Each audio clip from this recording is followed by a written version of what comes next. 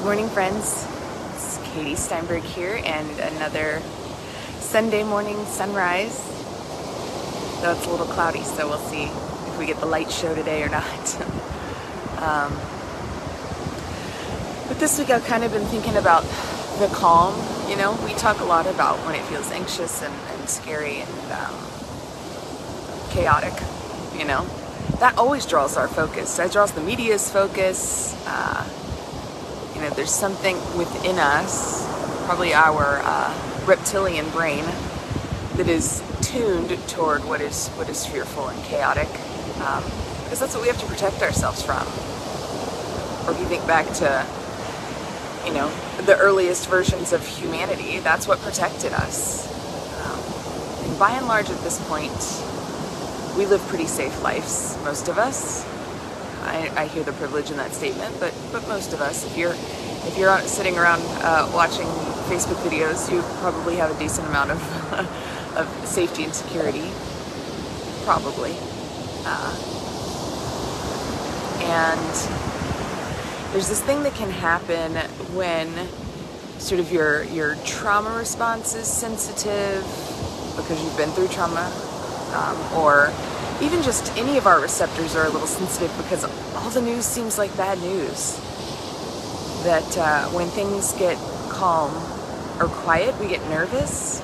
It's like when your kids are playing in the other room and you can hear them clacking around, and you know you can hear them making noise, and you're like, okay, everything's fine. Then it gets quiet, and you're like, uh-oh, what's going on?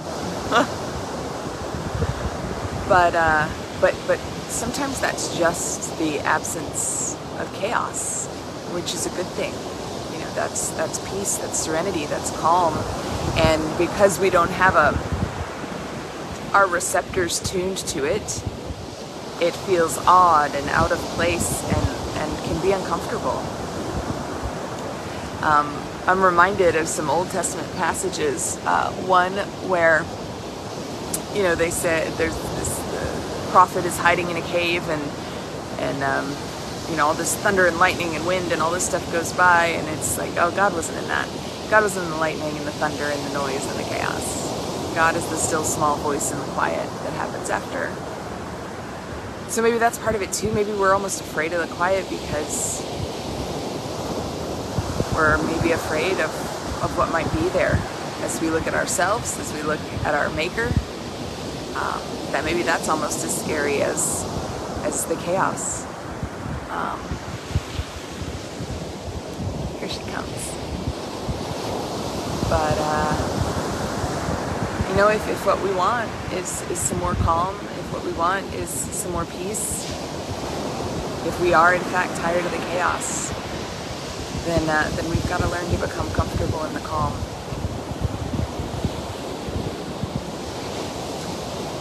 You know, to make peace with the chaos inside, tend the garden in ourselves.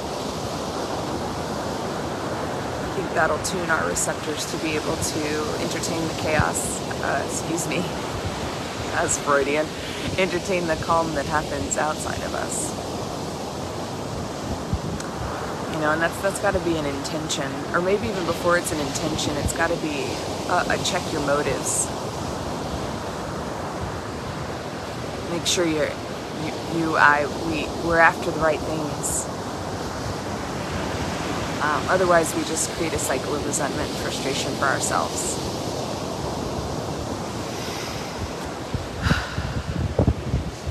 So, friends, this Sunday morning, I hope you'll break the cycle. It doesn't actually serve you. And lean into peace, lean into the calm, and listen there. It might be scary at first, but it'll be worth it at some point. I have faith. Be well, friends.